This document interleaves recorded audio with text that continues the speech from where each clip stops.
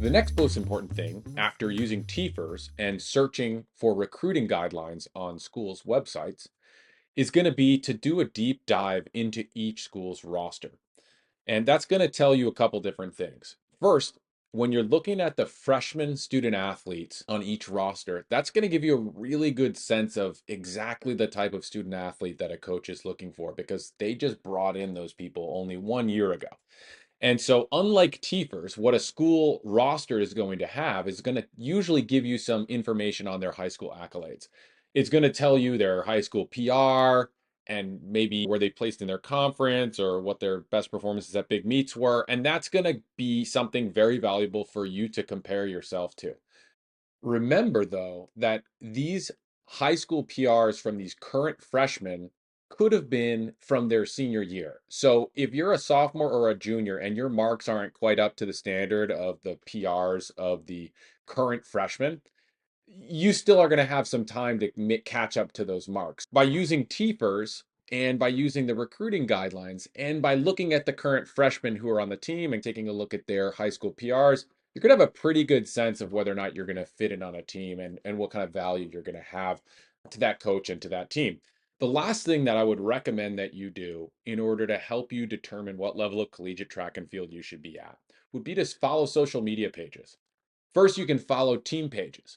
You're going to be able to see a lot of competition film, training film, drills, practice runs, and you can get a pretty good sense of the personality of a team along with the level that people are training at. And that can help to give you a good sense of whether you'd fit in that environment. Likewise, you can also follow individual student athletes. And what I would recommend is following a couple people that are in your event group. So if you're a jumper, follow a couple jumpers, or if you're a distance runner, follow a couple distance runners who are current freshmen. The reason I recommend current freshmen is that they are not very far away from the recruiting process. And they remember how crazy and difficult to navigate that recruiting process was. And they probably went into it just as blind as you. And so they're going to be excited, most likely, to pay back some of that information that they learned to you because they know if they were in your shoes, that's exactly what they would want. And because they just went through it, the whole process is very fresh in their mind. So I would recommend crafting a couple questions to these student athletes. Maybe say, hey, I'm a sophomore. I'm really excited in X university. Can you tell me maybe what your sophomore PRs were? These are my sophomore PRs. What were your sophomore PRs? And then what were your junior year PRs? What should I be shooting for? And do you have any other insights that would be important for me to know about the recruiting process? A lot of times people will respond to you with a wealth of information that might be really specific to that school, maybe even more specific or better information than I'm giving you right now. And so just reach out. People love to help. Okay, so it's time for a little bit of real talk. I'm going to cross my leg and come off script for a moment. It would be pretty irresponsible for me to tell you to follow teams on social media and follow student athletes on social media without telling you the real deal here. I can't tell you how many student athletes, when I was coaching, would follow our team Instagram page. And then it would only take about a moment of me looking at their Instagram to realize that they're not really the kind of athlete that I want to have on my team. This is where it's very important for a public service announcement to tell you to clean up your social media pages.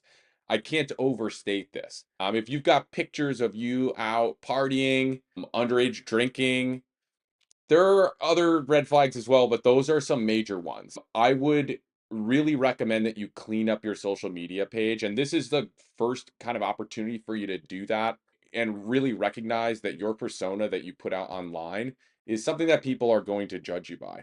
And I think kind of rightfully so, to be honest. Because if you're partying, if you have tons and tons of partying pictures, but absolutely no pictures of you in a track uniform, then that's a big red flag. You might be a great athlete, but the coach is starting to think, well, but are they really serious about this thing? And so something that I would say as a recommendation would be to have two Instagram pages. Have one where you have your personal things and have another that you call, if your name is Emily Schmidt, have Emily Schmidt and then have Emily Schmidt track and field, something like that.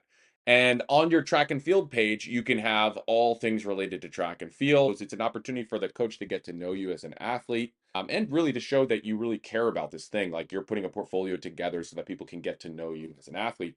And with your Emily Schmidt profile, make that private so that nobody can see that. So this is really, really important. I think that's of utmost importance, especially if you're going to be communicating with teams, coaches, other student athletes on your social media page.